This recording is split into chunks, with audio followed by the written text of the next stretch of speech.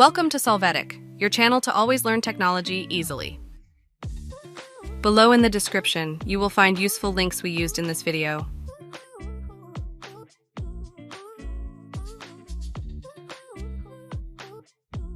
Today in Solvetic, we will see how to delete WhatsApp chat from an PC.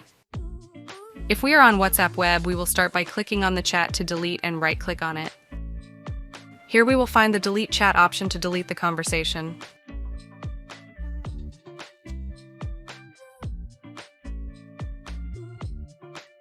If we are in the WhatsApp desktop application, we can also right-click on the conversation and choose the delete option to delete the chat, and we will confirm the action. Hey, remember to subscribe Solvetic channel.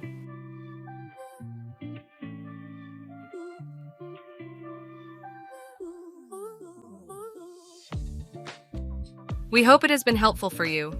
Here are links to watch more videos of your interest and subscribe to the Solvetic channel. Thank you.